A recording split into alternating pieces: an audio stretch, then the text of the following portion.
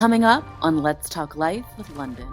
You know him for his hit songs Sweet Tea, Lovey Dovey, and Old Thing Back. Dana Vaughns is the true definition of a triple threat.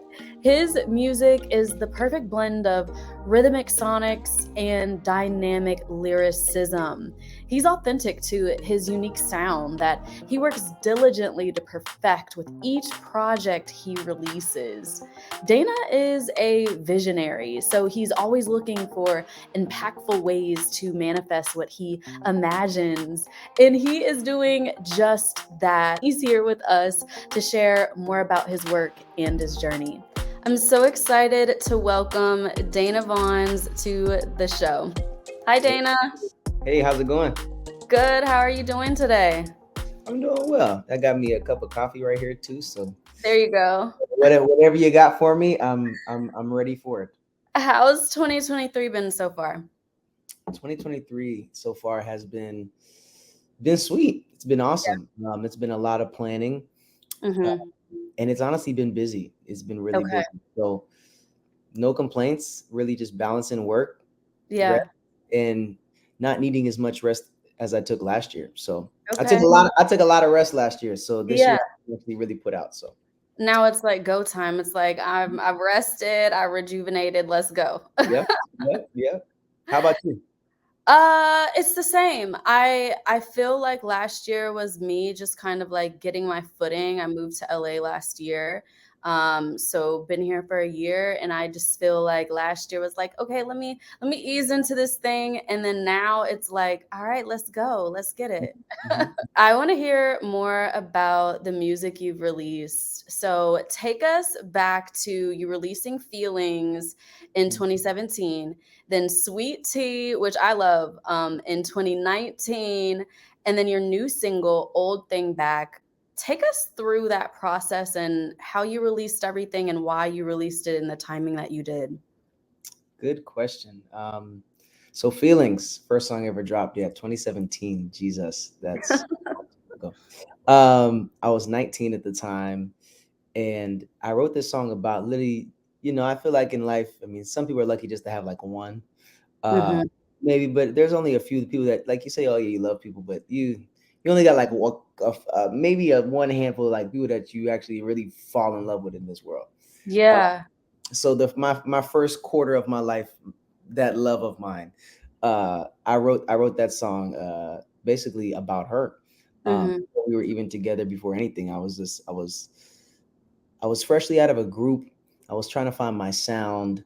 Hmm. Not even trying to find it. It wasn't like I was like, there's no pressure from I wasn't in any deal that was like, you got to drop a song. I literally was just literally chilling, just like, okay, I don't Hmm. know what's next. Yeah. So that song was literally just a genuine feeling. I was working at a clothes store at the time called Tilly's, and I was folding clothes. And Hmm. the only time I could text her, because she was on the East Coast, was at like 6 a.m., 7 a.m., because that was my shift time. Hmm. Or she would go to school. I would text her in that period, and then all of a sudden I just started humming that while I was just literally humming the melody and coming up with lyrics while I'm folding clothes. And Uh-huh. still to this day, it's actually one of my number one most streamed songs. It stays in the top 5 on my Spotify. So my heart is definitely in that song, and I feel like I just dropped it because honestly, that was like the only song I had. Mm. To Okay. keep it 100, it was the only song I had, but honestly, it's the only song I needed at that point. Uh, Mhm, and mhm. I love that that's my first song because it's Yeah. so stripped down. It's so genuine. I can hear the youthfulness in my voice. Um, and honestly, when you start with a song so stripped down, honestly, wherever I build from, literally from 2017 until literally the day I go out of here and I stop creating art, Mhm. it really did build from that. So that's how that came about. Uh, 2019 Sweet Tea. So I went down to Atlanta, Georgia, and worked with Epic Pro. He's a producer. Okay. He's doing really good stuff. He did Bryson Tiller's "Don't." He's done a lot. Sonically, he's very forward pushing. Okay. And literally, Sweet Tea.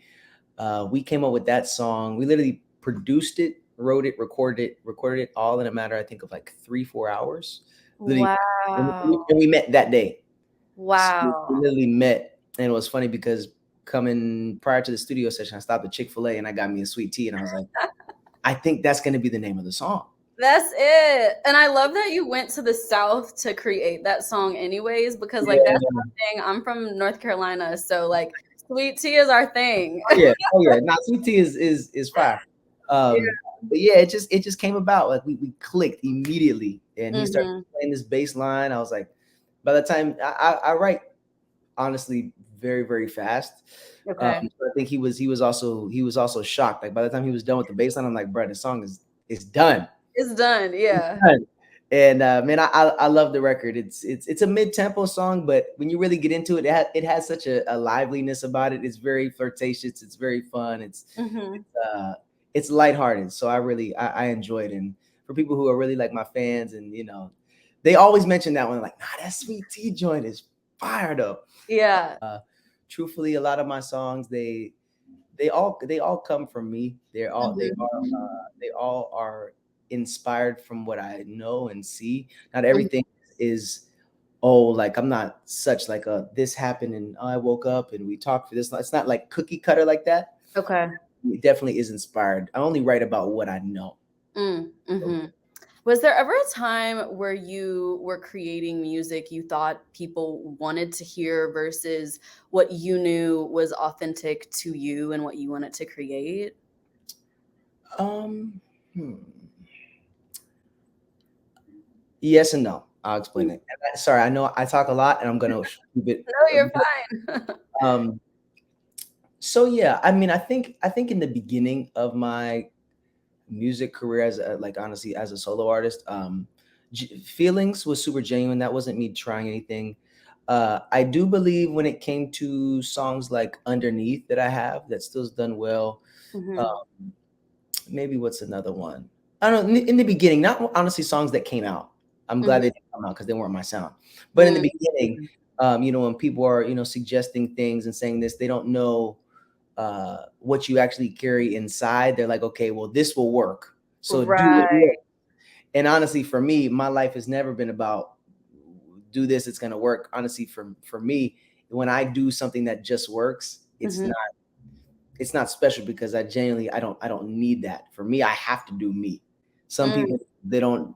Some people have to do whatever other people have done because I mean not in any Sure. way, but if they don't do what's been proven, they're not taking a chance on themselves. Right, right, So right. they have to do what somebody else has already done.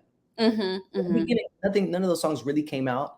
But there was definitely some trial and I don't even say trial and error, but just trial and figuring out some things.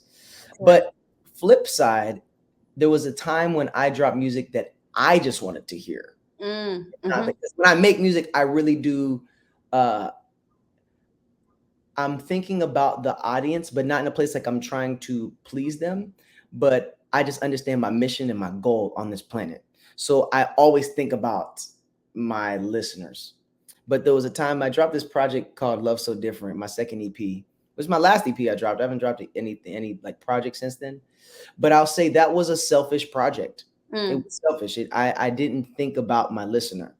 I Okay. wasn't about okay, I'm putting my best foot forward. I was just putting songs out that I wanted to listen to. Right. And looking back at it, honestly, I love my first EP better than my second one because Mm. I was doing more. I was actually living up to my fullest potential at that time. On Right, the first right. project. The second project, I wasn't living up to my potential. I just made songs that I wanted to listen to. So Okay. those songs honestly could have been better staying on my computer and me working on something else, because I don't Right. ever want to basically like shame my platform. Like when God gives you a stage or a platform in any set, you need to be thinking about who's ingesting. And if you're just doing it for yourself, then that's not, for me, that's just not purposeful. So that project, Mhm, it was nice. Some people mhm. love it. They have some their favorite songs off of there, but for me, I never like to just service myself. Um, Mhm, mhm. so like I said, yes and no. There was a time where I wasn't only thing about them. I really was just thinking about me. I was like, man, I could have let that one. But I'm sure there's some fans out there like, yo, my favorite songs on there. So it's Yeah.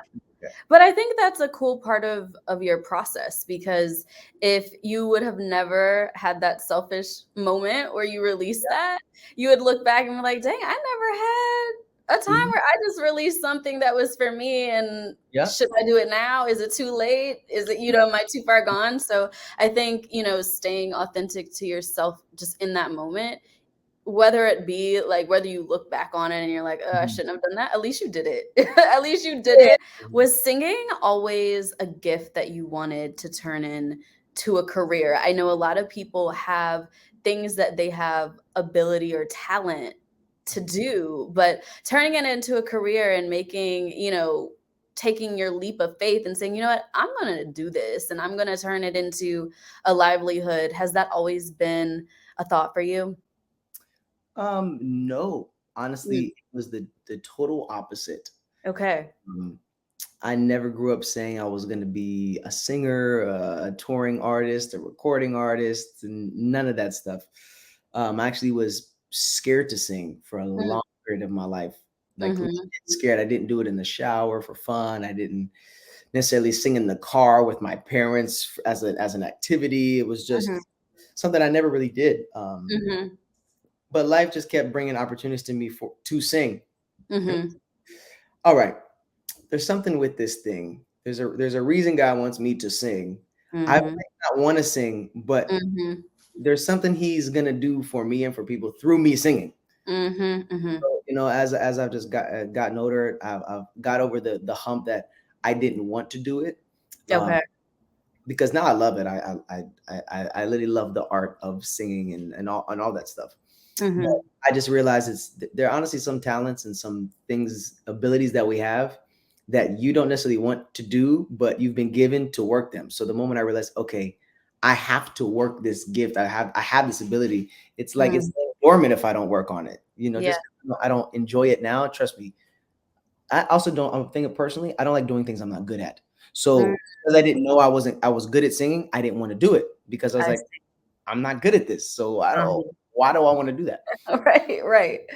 But once my head got on straight and I started, really working with some good vocal coaches and hearing my voice the way that I wanted to hear it and singing things that actually match my voice, I was like, oh, okay, this is cool.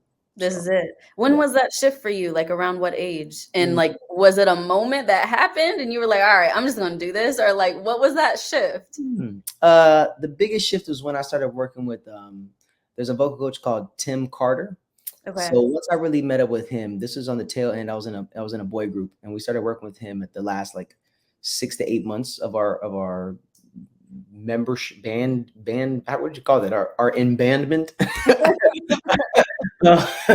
um, but I've kept working with him even still to this day, Okay. and really working with him it's really cool because I learned the mechanics. It's like we get down to a scientific level on how the voice works, why it works this way, um, how to find your own sound, but after you really just do the basics, Mm, And when mhm. you would hear one of my vocal lessons, you would literally be shocked that I now sound like I do when I actually sing and I do my songs. Once I found the right coach, man, I was good. People can, like, and I feel like this is with anything, but people can see things in you, and I feel like as it pertains to, like, a vocal coach can maybe, like, anticipate what your voice may be able to sound like if you do one thing versus another, Yeah. and that maybe you wouldn't have been able to do for yourself. So Mhm. I think that that's a really nice thing that you have and that you had at that time that made that shift for you. Yeah. Yeah. What's something that no one knows about your process when you're creating music or when you're songwriting? Hmm. Wow, something that people don't know about my process. Well, I haven't ever been too open about my process before, so I feel like there's a Mm, lot of maybe people don't know. Um, I'll say this: it doesn't have a specific formula. mm, It's not like, okay, I write this way every time. I do this mhm, every time. It's in everything that I do, I really just try to be, spirit led and all those things. Like mhm, honestly, so there have been times, even with this music that's about to come out this year. There's been two songs specifically that I literally have had a dream about. Dreamt mm. the melody, the beat. I'll wake up in the middle of the night. I'll go dun, dun, dun, dun, dun, dun, whatever the thing is. I I'll love wake that. up and I'll go make it. So that's a blessing. That not everybody got that grace. Let me tell you, that is deep. It's special. I never heard of anybody waking up out of their sleep and recording. I don't think about what song I'm gonna write too much. Like a lot of people, like, I've been Mm, thinking about this. I've been thinking about this. It kind of got worse together. Like, no, I once I say I'm gonna start working, that's when I start thinking. right, I don't right. I don't like to like premeditate what Mhm, I'm gonna mhm. create, because then I've lost the spark of it all. Yeah, Who do you like to listen to?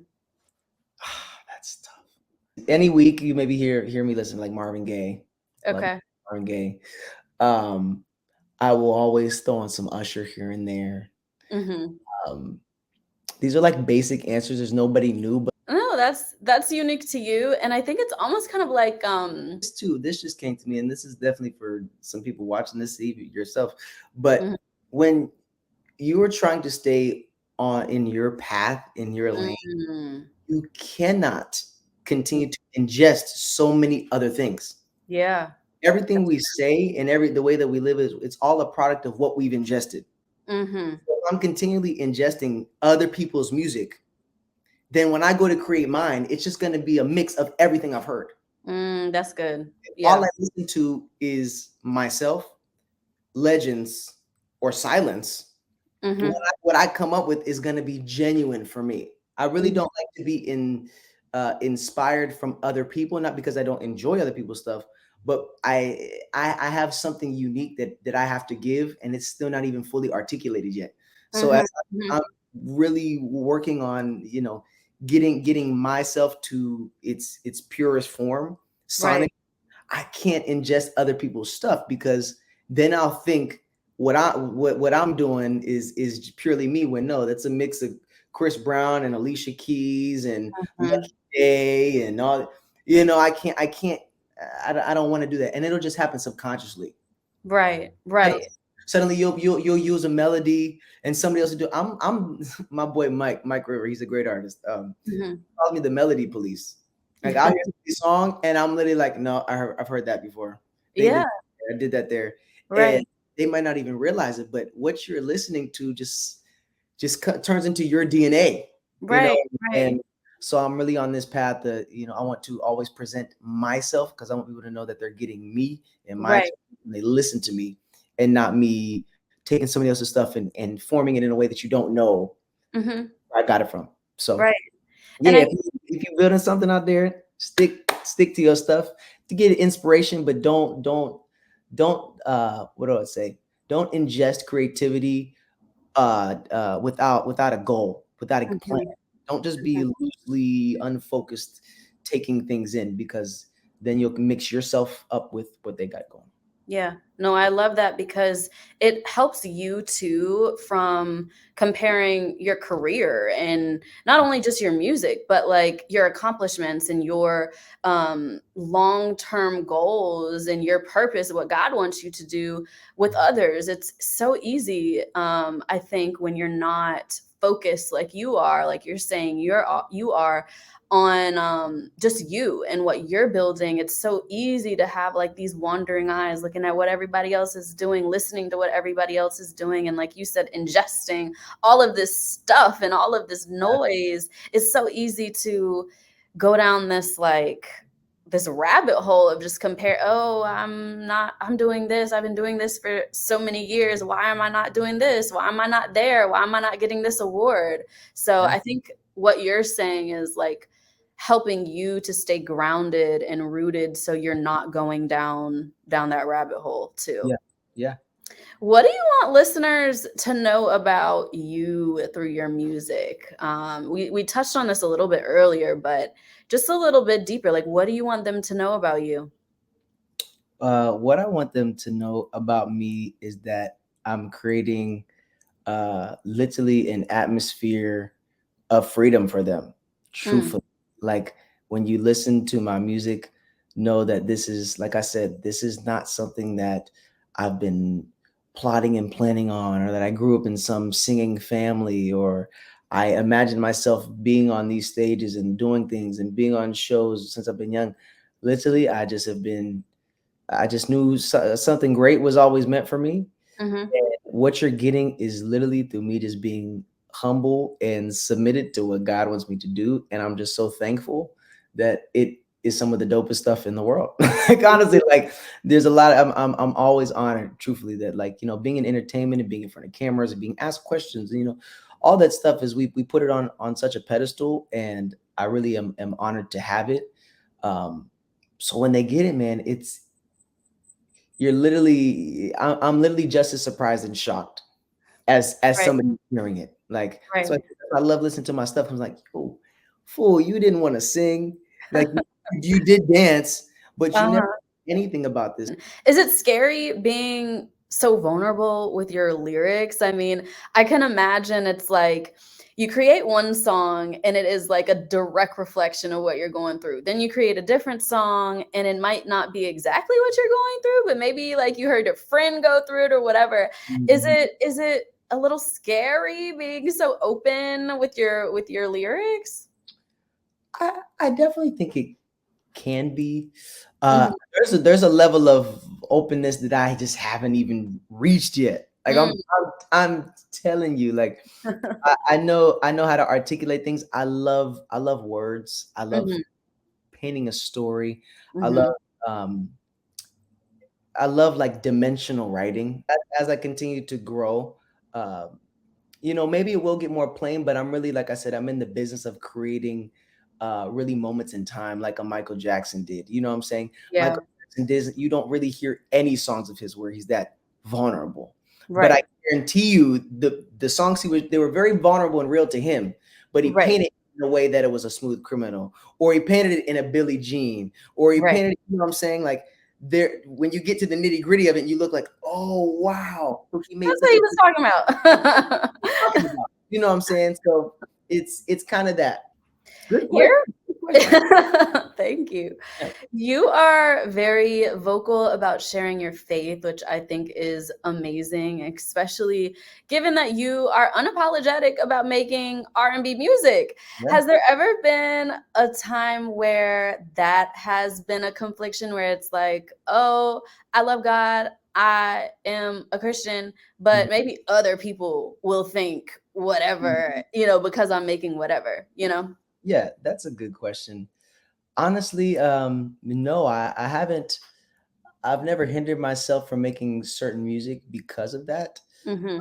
Just as I continue to grow, like I said, I realized the mandate that is on my life, and Mhm. um, we are really in such a time. There are some things that even people, you know, Christians, people believe in Jesus Christ, like they think God isn't in certain places, but I'm Mhm. telling you, He's in those places. Yeah. Uh, he might not be there in the capacity and as much as He is in at your home, but I Mhm. guarantee you, He is still in the club. He is still here.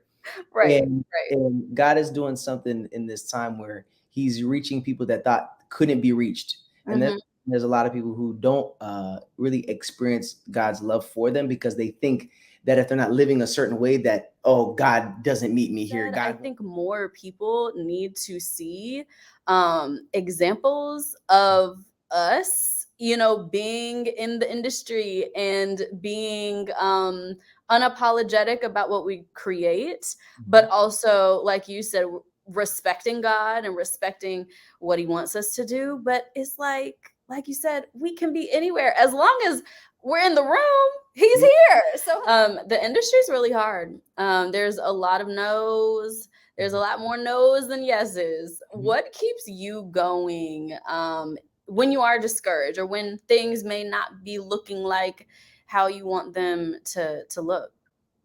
uh, I've written a quote and I say, reminiscing is a form of time travel. Mm, So when I get down, I reminisce on the promises that have been made to me. Those moments when I was so for sure. Those moments where I knew nothing could stop me. I'm literally standing on the mountaintop. I'm on stage. I'm in these meetings. I'm like, okay, let me kick myself back into gear. mhm, That's why mhm, it's very important that you know we write down the best moments of in our lives, the best thoughts, the amazing dreams, conversations, whatever it may be, because it's human nature to forget things, honestly. mhm. And you know when life does come hit you and come beat you up, you go open up that notebook or you go to that note on your phone. You're like, wow, I was so certain right here. I'm Mm-hmm. so uncertain right now. Right. What's the disconnect? You know what I'm Right. saying? And honestly, that's what keeps me going. Is Mm-hmm. I know what I know, and when you forget what you know, that's when you fall out of alignment. That's when you lose, Right. passion for it, all these things. Be like, nah, like some people it's when they're a kid. Some people it was last week. I don't care what it is, but that's why it's important that you continue to make moments where you are inspired, continue to make moments where you feel good about yourself. Don't just be still working off that fire you got 2, 3 years ago when you make. No, you need something fresh. You need something new. Mm-hmm. Um, Mm-hmm. so I just try to be the best I can every day to inspire me literally for the remainder of that day. So, what is coming up next for you? Like, where can we see you next? What you have in your pocket? What's going on? Coming up next, so this year I've been dropping a single every 6 weeks. So I Okay. dropped my single "Touch My Soul" on February 3rd. It's done awesome. The video is amazing. People seem to really honestly be enjoying it. They really got a peek into my soul. You know what I'm saying? So yeah, but every 6 weeks I'm dropping a single up until I think around August. I'm going to drop an EP. It is Okay. a very island, uh, Afrobeat, Love uh, it. spirit-filled Jamaican EP. There we go. Uh, I'm 99% sure it is titled "In the Spirit." Okay. Um, so I'm excited for that. So yeah, this year people are they're getting lots of singles, probably like 8 singles by the end of the year and 2 EPs. I'm dropping a Christmas EP this year too. I know we're a long way away from it, but I got my plan. Okay. So yeah, I'm dropping a Christmas project. So That's exciting. yeah, I just honestly, it's like, yo, I have so much music, I create so much stuff, but I put out so little. And I said, this year, I'm sticking to my plan. So, Mm-hmm. so that's really what it is. I've been doing some shows earlier this year. I was in Tampa. I did some shows back in LA. Even with this, there's a thing called Carnival, where it's a huge dancer choreographer showcase, and it was the anniversary this year. There's about 1,000 people at this show, and Wow. me coming from the dance industry, it was a full circle moment to really step on that stage. And I actually danced at that show when I was 13 years old. Wow. So to have stepped back on that stage and now I'm performing for these people, and people that saw me come up or that I've danced for them on jobs are now choreographing for me or dancing behind me. It was sweet. So man, we just we're doing what we're supposed to do. One city, one song, one stream at a time, you know? There you go. You're busy. You're busy. I love it. Easy, easy. Yep, yep. Where can people follow and support you? I know you're probably on all streaming platforms, but where do you want them to go? Follow, download, stream, all the good stuff. Honestly, wherever you want to get it. My name is Dana Vaughns. That is my ad on everything. Honestly, wherever they like to follow people. I'll say that. It seems like I'm on Instagram most. Um, and I would really honestly I'd encourage people to go to my YouTube. Please subscribe to my YouTube channel. Next year there will be a lot more stuff posted. It's taking some time because I'm really trying to do some big things with it, but somewhat of a YouTube channel where I go and I do shows and I give back to the community and I do things like that. So as I prep up for that, I just want to get those subscribers up and really go down a rabbit hole with my music videos. I'm telling you, they're sweet, and I'm not just saying that. I put a lot of thought into it. There's a lot of nice, hidden messages in there. And honestly, I just like to create good art. So go get lost in my YouTube channel. Awesome. Dana, this was awesome. I am so thankful that you were able to share some time with us and share about your process and your work and everything that's coming up. So I'm excited to tune in, subscribe, Yeah. all that stuff, and continue to support you. Yes, thank you. And same to you. I appreciate it. Of course. Thank you so much for tuning in to this episode of Let's Talk Life. Make sure you follow, like, subscribe, and support Dana and everything upcoming this year. Thank you so much. Until next time.